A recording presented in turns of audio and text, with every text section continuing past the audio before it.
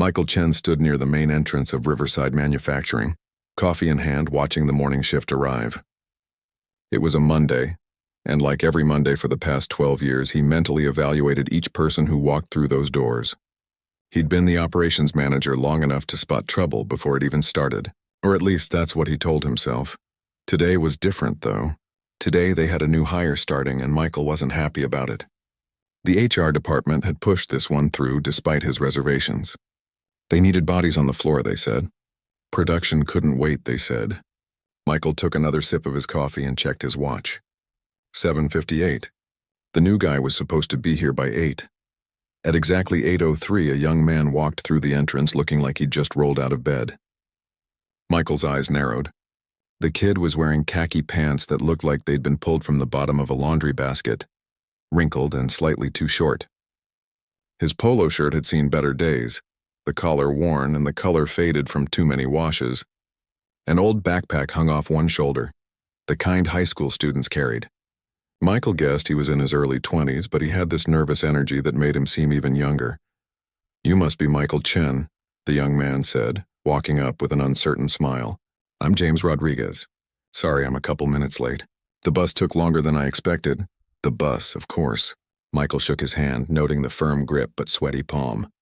"Welcome to Riverside. Let's get you started with orientation." As they walked through the facility, Michael went through his standard speech about safety protocols and company policies. He'd given this talk hundreds of times and could probably do it in his sleep. James nodded along, his eyes constantly moving, taking in every detail of the factory floor.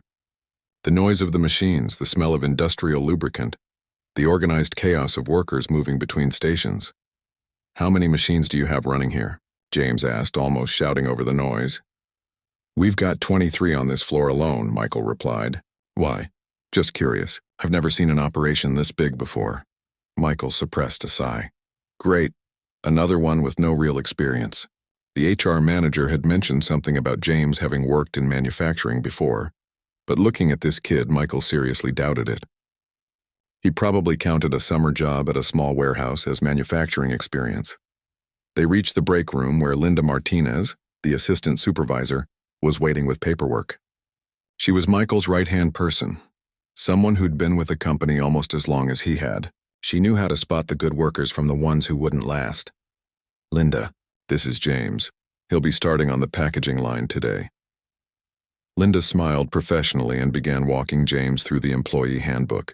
Michael watched from the corner of the room, pretending to check his phone while actually observing.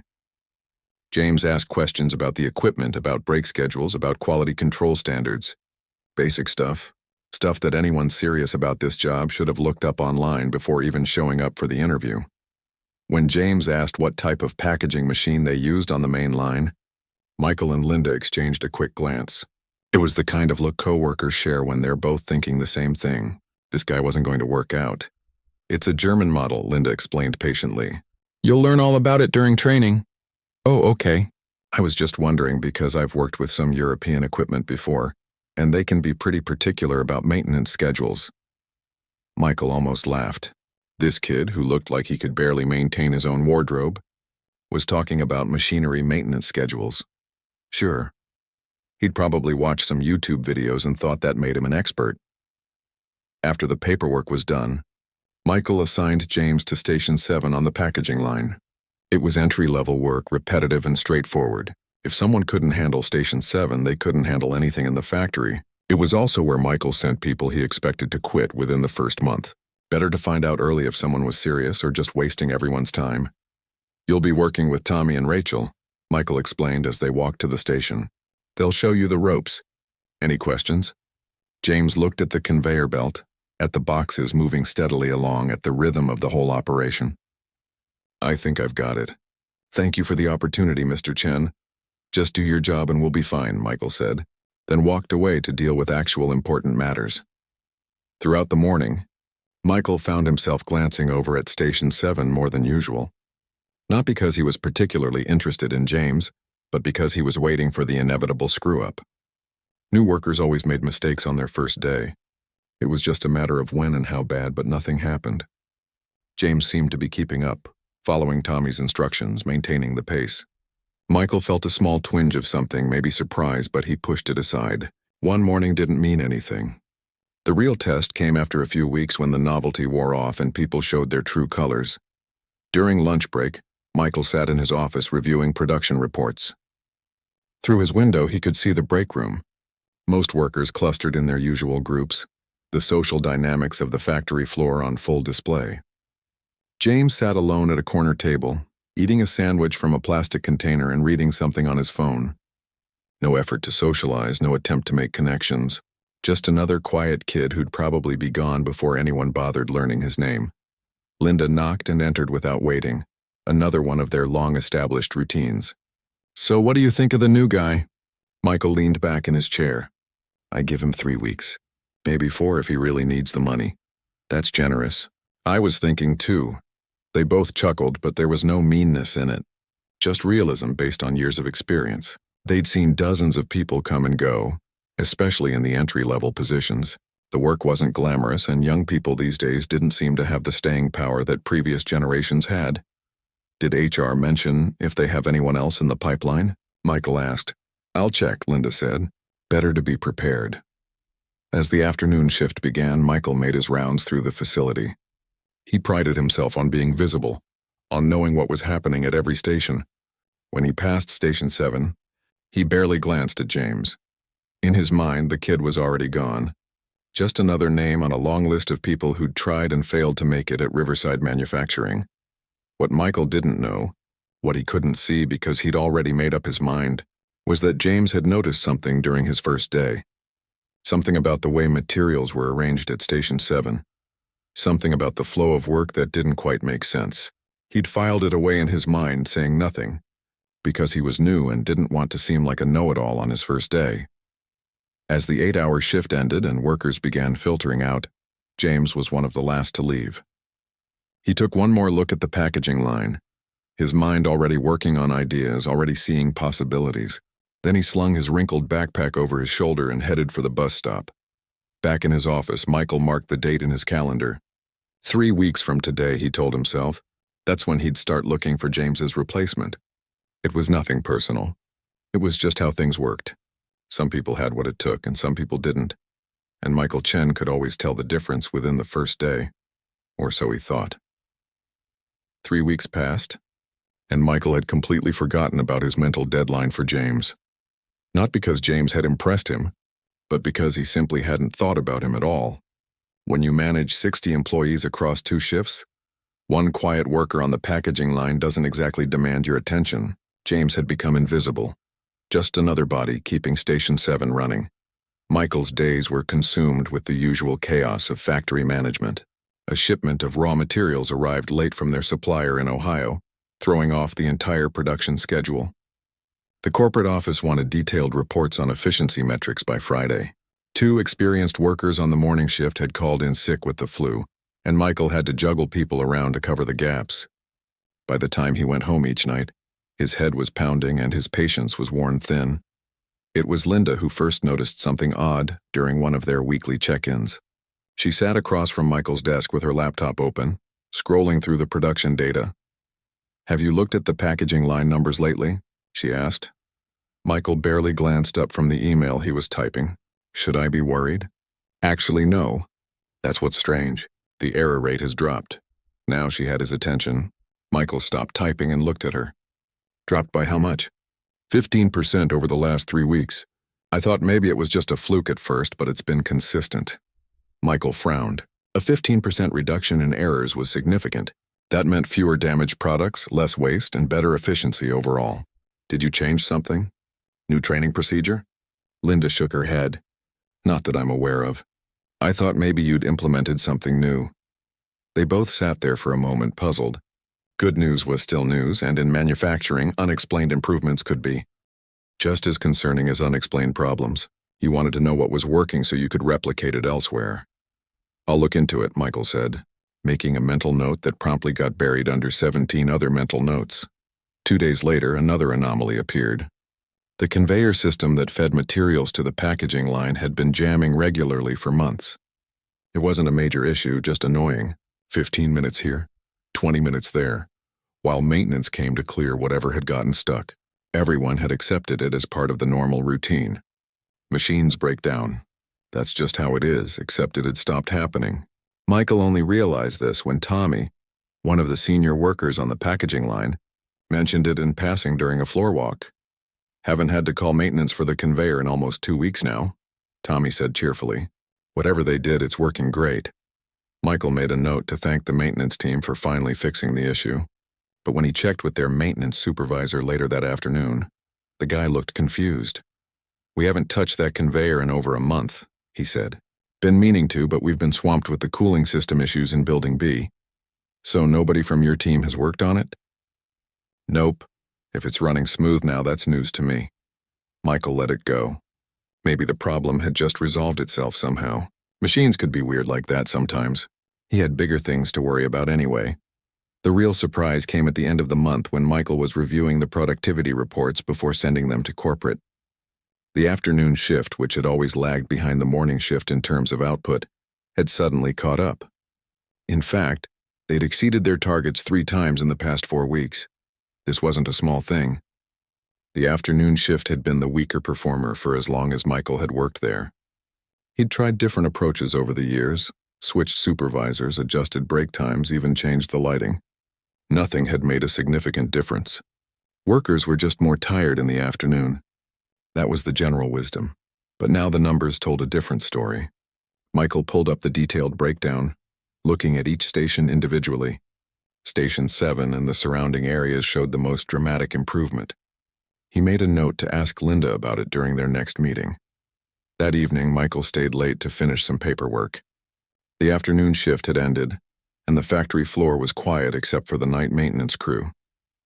He liked these peaceful hours sometimes when he could walk around without the noise of machinery and workers calling out to each other. As he passed through the packaging area, something caught his eye. Station 7 looked different. He couldn't quite put his finger on it at first, but then he realized what it was. Everything had been reorganized. The supply cart that usually sat to the left of the conveyor belt was now on the right. The tool rack had been moved closer to the work area. Even the way materials were stacked seemed different, more organized somehow. Michael stood there for a moment studying the setup. It was actually clever.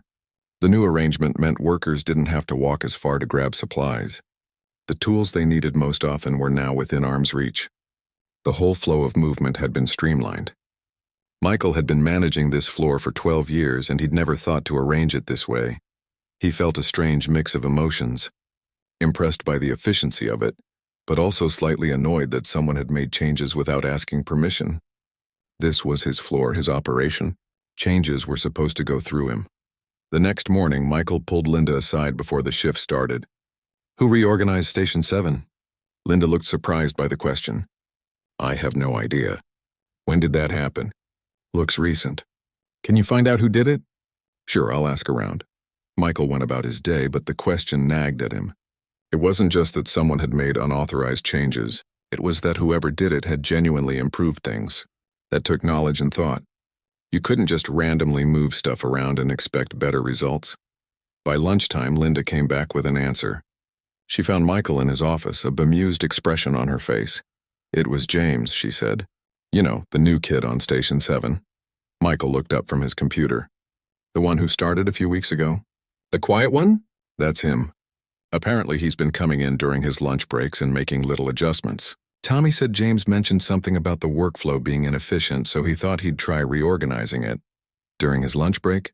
Michael repeated. "Yeah, on his own time. Didn't ask for overtime or anything." Michael sat back in his chair processing this information. The invisible new hire, the one he'd mentally written off on day 1, had been quietly improving operations while eating his lunch. And not just making pointless changes, but actual measurable improvements. "Did he mention anything else?" Michael asked. "Tommy says James has helped a few people troubleshoot issues with their stations too. Nothing major, just small tips here and there. The afternoon shift workers really like him, apparently. Says he's always willing to help." After Linda left, Michael pulled up James's employee file on his computer. There wasn't much there. High school diploma from a school in El Salvador.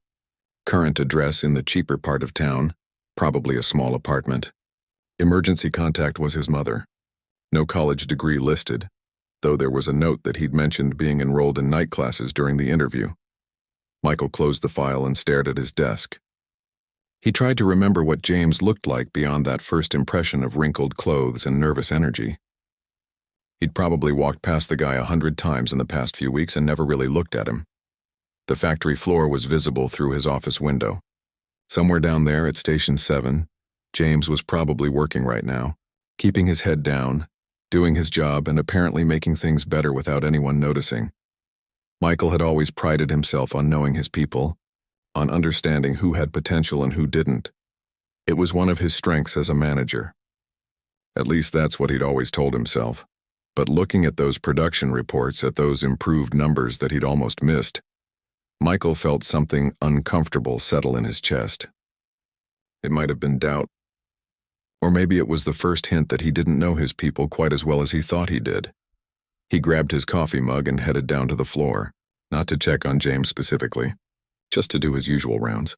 That's what he told himself anyway as his feet carried him toward Station 7. The emergency meeting was called on a Wednesday morning, and Michael knew it was bad before anyone even said a word. The maintenance supervisor had that look on his face, the one that meant expensive problems and production delays. Corporate wasn't going to be happy. "It's the main packaging machine," the supervisor said, pulling up error codes on his tablet. "The big German one on line 3. Started throwing errors yesterday afternoon and now it won't run at all." Michael felt his stomach drop. The machine in question was their workhorse, a 15-year-old beast that handled 60% of their daily packaging output. When that machine went down, everything else had to pick up the slack, which usually meant they couldn't meet their quotas. "What's wrong with it?" Michael asked, though he already knew the answer would be complicated. "We don't know. The error codes don't match anything in the manual. I've got my best guy on it, but he's stumped." Linda was already on her phone. "I'll call the manufacturer. They have a technical support line." The next 2 hours were a blur of phone calls and frustrated technicians staring at diagnostic screens. The manufacturer's support team tried walking them through various solutions remotely, but nothing worked. Finally, they suggested sending a certified technician to the site. "How long until someone can get here?" Michael asked. "We have a specialist available next week. He can fly in from Chicago on Tuesday." "Next week?" Michael's voice rose slightly. "We need this fixed now. I understand your concern, sir, but our specialist is currently on another job. Tuesday is the earliest we can manage." After the call ended, Michael sat down with Linda and the maintenance supervisor to assess the damage. 5 days of downtime on their primary packaging machine meant they'd fall drastically behind on orders. They'd have to pay overtime to other crews, redirect work to less efficient machines, and probably still end up disappointing some customers with delayed shipments. "What's this going to cost us?" Linda asked. The maintenance supervisor checked his notes. "The technician's fee alone is $12,000, not including travel expenses. Then there's parts, which could run anywhere from $10,000 to $70,000, depending on what needs replacing, and that's assuming he can fix it. If he can't, we're looking at ordering a new machine entirely." Michael did the math in his head.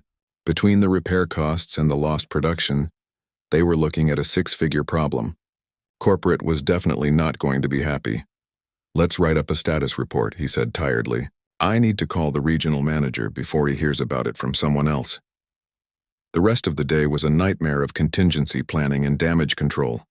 Michael reassigned workers, adjusted schedules, and sent increasingly apologetic emails to customers about delayed orders. By the time the afternoon shift arrived, he was running on coffee and stress. He was standing near the broken machine, staring at it like he could will it back to life through sheer frustration, when he heard voices nearby.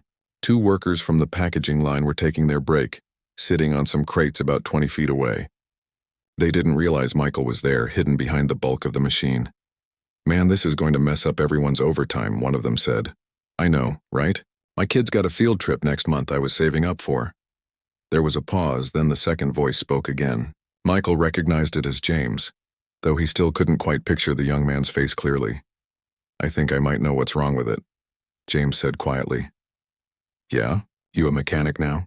The first worker laughed, but it was friendly teasing, not mean. "Not exactly. But my uncle had a machine almost exactly like this one at his plant back home. Same manufacturer, probably just a few years newer. It had similar problems." "What kind of plant?" "Food packaging." I used to help him maintain the equipment when I was younger. Spent pretty much every day after school there from the time I was 12 until I moved here. Michael stood very still, listening. So what do you think is wrong? The first worker asked. Probably the sensor calibration. These older German machines, they're built really well, but when you update the software, sometimes it conflicts with the original sensor settings. The machine thinks there's a problem when there really isn't. It's like a false alarm that shuts everything down. Huh, that sounds pretty specific. My uncle's machine did the same thing. Threw error codes that didn't make sense, wouldn't run even though nothing was actually broken. The technician they brought in took forever to figure it out. Cost them like 3 weeks of production. 3 weeks? Man, we can't afford that. Yeah, I know. But once they figured out it was just the calibration, the fix only took a few hours. The workers moved on, their voices fading as they headed back inside. Michael stood there in the shadow of the broken machine, his mind racing. This kid, this entry-level worker he dismissed on day 1, was claiming to know something about a 15-year-old specialized piece of German machinery that had stumped certified technicians. It seemed ridiculous. Almost insulting, actually. The manufacturer's own support team hadn't mentioned anything about sensor calibration. Their maintenance supervisor, who'd been working with industrial machinery for 20 years, hadn't suggested it. But some 23-year-old kid who'd been here for less than 2 months thought he knew better. Michael's first instinct was to ignore it. James was probably wrong. He'd probably worked with a completely different machine and was confusing the details. Young people did that sometimes, overestimated their knowledge because they didn't know enough to understand how much they didn't know. But then Michael thought about the 15% reduction in errors. The conveyor that had mysteriously stopped jamming.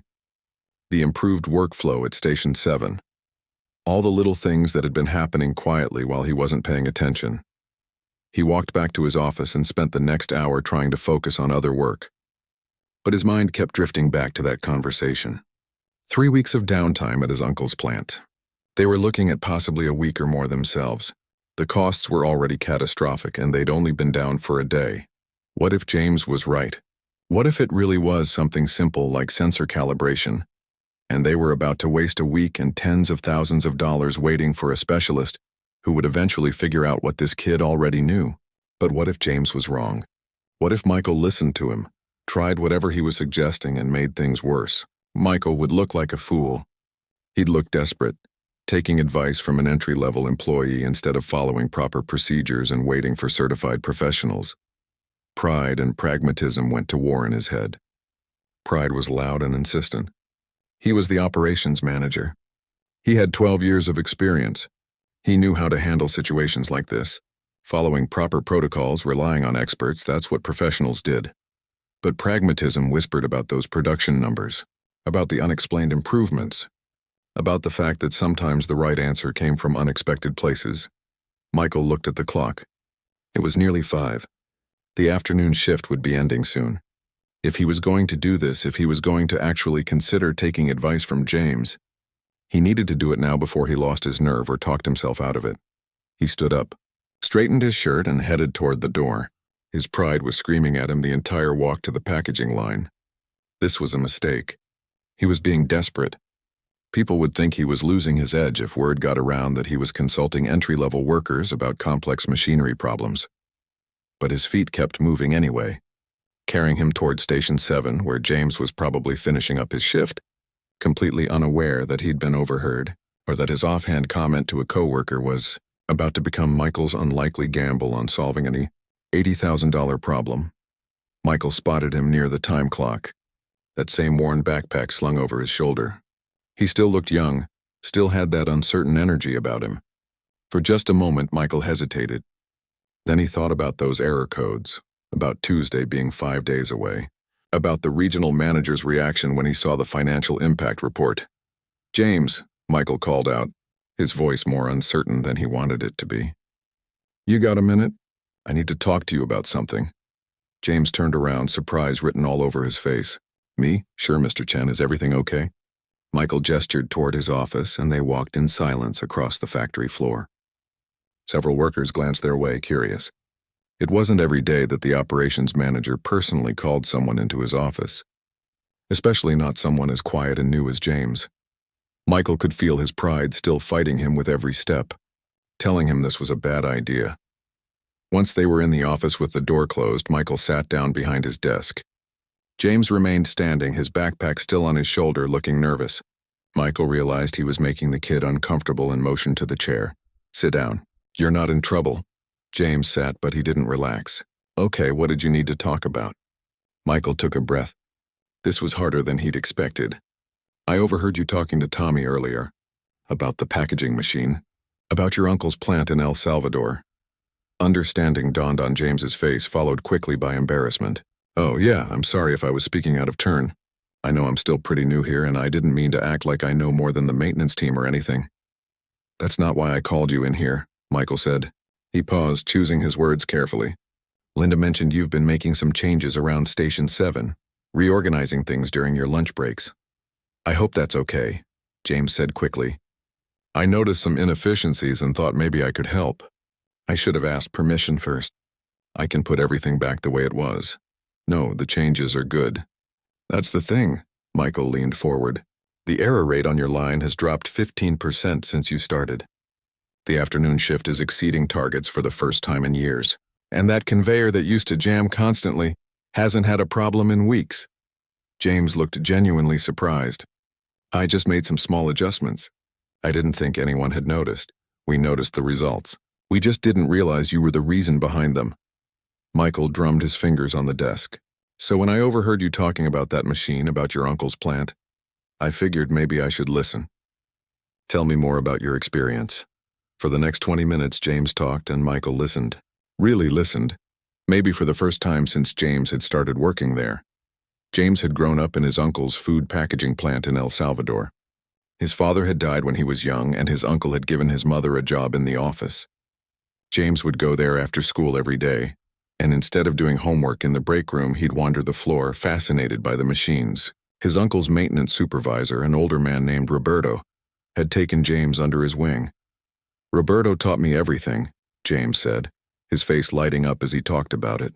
"How to read error codes, how to listen to a machine and know when something's wrong just by the sound it makes. I spent 5 years learning from him, from age 12 to 17. I wasn't officially an employee, but I knew that plant inside and out." "So why did you leave?" Michael asked. "My mom wanted me to go to college. There weren't a lot of opportunities back home, and she'd been saving up. We moved here 3 years ago so I could get an education. I'm studying mechanical engineering at the community college, night classes because I need to work during the day to help with rent and tuition." Michael felt something uncomfortable twist in his chest. The wrinkled clothes, the old backpack, the bus rides. Suddenly, they meant something completely different than what he'd assumed on that first day. "The machine that's down," Michael said, steering back to the immediate problem. "You really think you know what's wrong with it?" James nodded. "I'm pretty sure. The error codes you're getting. I saw the maintenance supervisor's tablet earlier when he walked past Station 7. They're the same ones my uncle's machine threw. It's a Model 847, right? Made in 2010? 2009, actually." "Close enough. Those machines are incredible when they're running right. But the software updates can cause problems. The newer programming expects faster sensor responses than the original hardware can provide. It creates a timing conflict.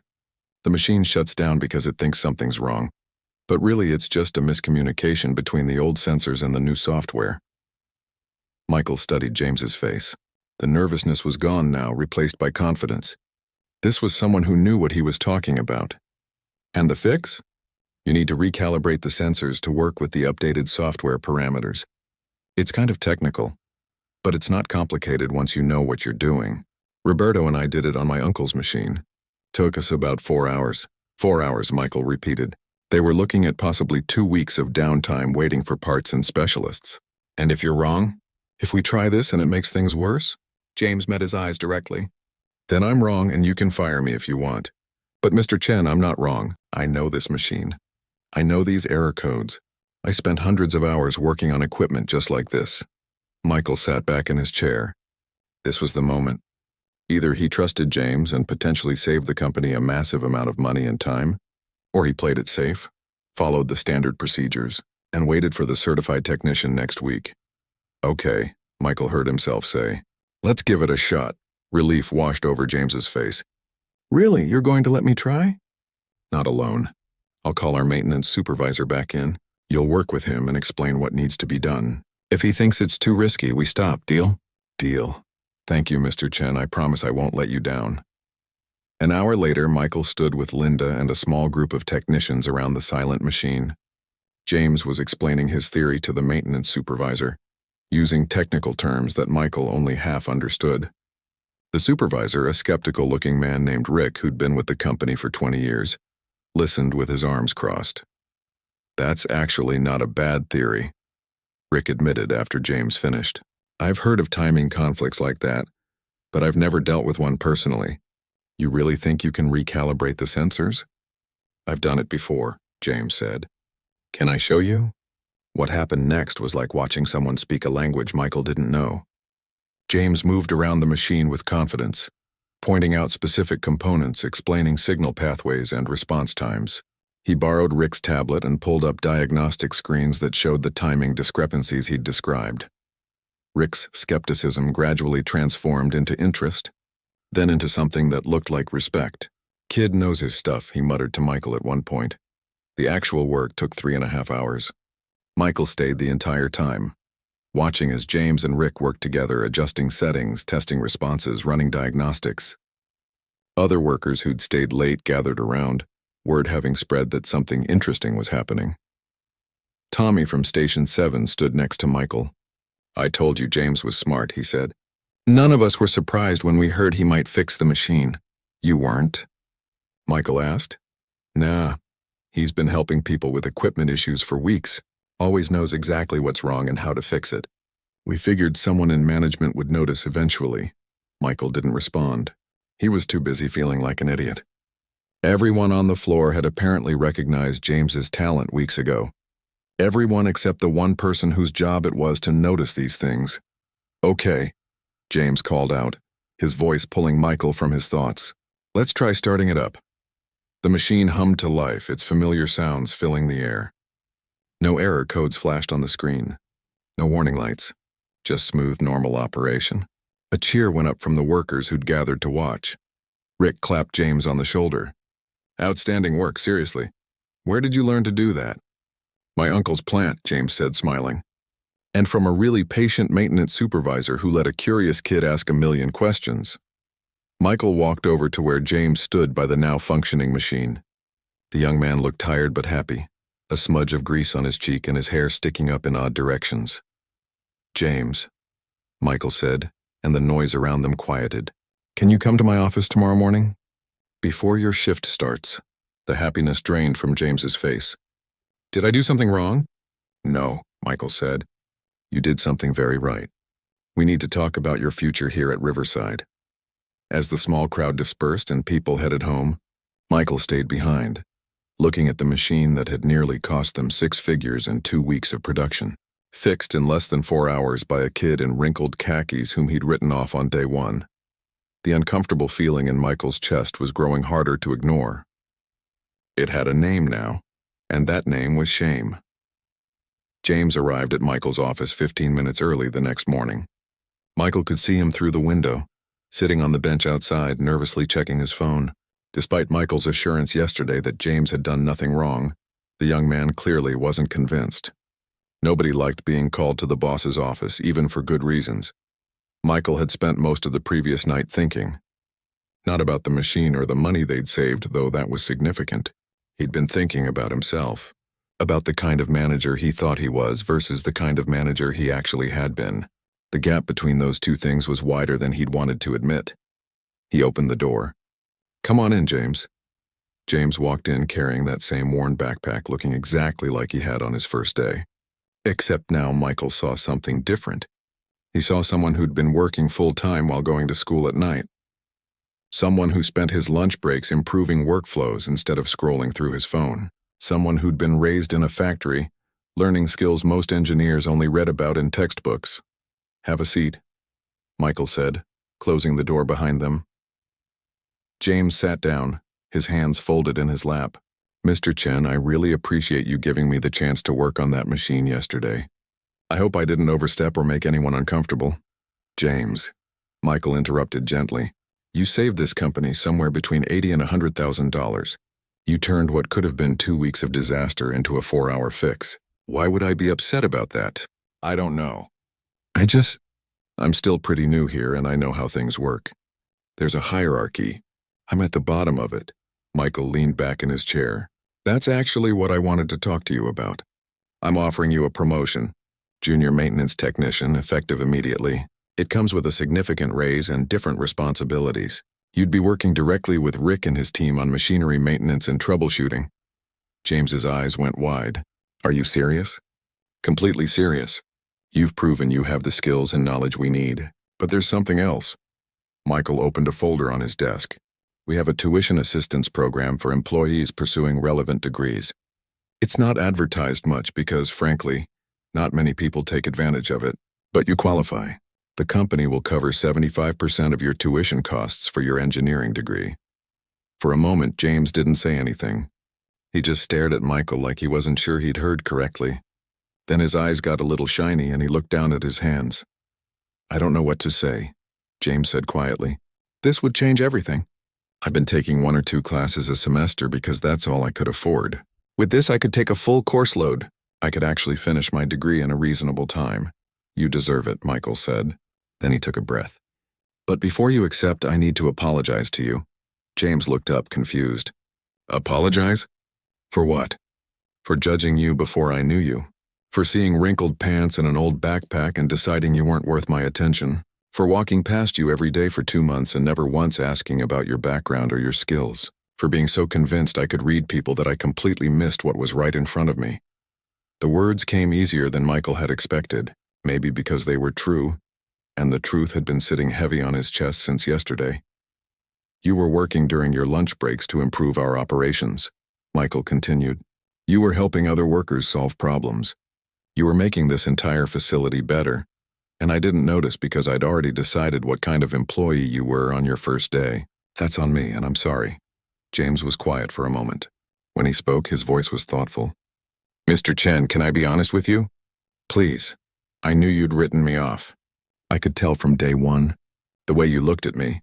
The way you barely spoke to me after the initial orientation. I've seen that look before and I know what it means. James paused. But I also knew that the best way to prove myself wasn't to complain about it or demand to be taken seriously. It was just to do good work and let the results speak for themselves. Eventually, I figured someone would notice. That's a mature way to handle it, Michael admitted. More mature than I was in your position. My uncle taught me that. He used to say that respect isn't demanded, it's earned, and you can't force people to see your value. You just have to make sure the value is there when they finally decide to look. Michael smiled, though it was tinged with sadness. Your uncle sounds like a wise man. He is. I should call him tonight and tell him about all this. He'll be proud. They talked for a few more minutes about the details of the promotion, the tuition program, and what James's new responsibilities would be. When James finally left the office, he was grinning in a way Michael had never seen before. The nervousness was gone, replaced by genuine excitement and hope. After James left, Linda knocked and came in without waiting. I heard. Good call on the promotion. It was overdue, Michael said. By about 2 months. Linda sat down in the chair James had just vacated. You're being hard on yourself. Am I? I completely missed that we had someone with that level of expertise working at an entry-level position. What does that say about my management skills? It says you're human. We all make snap judgments, Michael. The question is what you do when you realize you were wrong. Michael nodded slowly. She had a point, but it didn't make him feel much better. How many others have I done this to? How many other people are working here with talents I've never noticed because I decided in the first 5 minutes what they were capable of? So ask them, Linda said simply. Make it easier for people to show you what they can do. That afternoon, Michael sent out a company-wide email announcing a new policy. Any employee, regardless of position or seniority, could submit suggestions for improvements directly to management.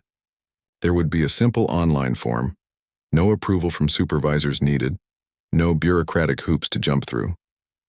Every suggestion would be reviewed and considered. He also made another change to his own routine. Instead of staying in his office, Reviewing reports and responding to emails, he started spending an hour each day on the factory floor, not inspecting or evaluating, just talking to people, learning their names, their backgrounds, their ideas. He learned that Rachel on line 2 had previously managed inventory for a retail chain and had ideas about optimizing their material storage. He learned that David in shipping had a degree in logistics and had noticed inefficiencies in their delivery scheduling. He learned that almost everyone had something valuable to contribute if someone just bothered to ask and listen. 3 months passed. The improvements kept coming, not just from James, but from workers across the facility who finally felt like their knowledge and experience mattered. Production efficiency increased by 12%. Employee satisfaction scores went up. People seemed happier, more engaged. When corporate recognized Riverside as the most improved facility in the company, they asked Michael to give a presentation at the regional conference. He stood at the podium, looking out at an audience of managers and executives, and he didn't talk about the new software they'd implemented or the equipment upgrades they'd purchased. Instead, he told them about James, about the wrinkled khakis and the snap judgment and the 2 months of being completely embarrassingly wrong, about the $80,000 lesson in humility that had come from finally paying attention. "I thought I was good at reading people," Michael said. "I thought my experience gave me insight. What I really had was bias and overconfidence. The people we dismiss the fastest, the ones we judge in 30 seconds and file away as unimportant, are often exactly the ones we need the most. Not because there's something magical about being underestimated, but because we're probably wrong about them. And when we're wrong about people, we lose. The company loses. Everyone loses." After the presentation, several managers came up to him. Some thanked him for his honesty. Others admitted they'd made similar mistakes. One older executive pulled him aside and said quietly, "I needed to hear that. I've got a kid working in our mailroom that I've been ignoring. Maybe it's time I had a conversation with him." Michael smiled. "Maybe it is." That evening, as Michael was leaving the facility, he saw James working late with Rick's maintenance team. James had traded his wrinkled khakis for work coveralls, and he was teaching 2 other technicians something about sensor calibration. He looked confident, engaged, exactly where he belonged. James noticed Michael and waved. Michael waved back, feeling something that might have been pride but was really closer to gratitude. Gratitude that James had been patient enough to prove himself. Gratitude that the machine had broken down and forced Michael to finally pay attention. Gratitude for second chances, both for James to be recognized and for Michael to become the kind of manager he'd always thought he was.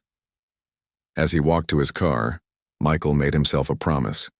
He'd never forget this lesson. Not the specifics about machinery or sensors, but the bigger truth underneath it all. People aren't puzzles to be solved in 30 seconds. They're books to be read carefully, with attention and respect. And sometimes, the most important chapters are the ones you almost skipped entirely, because you thought you already knew how the story would end.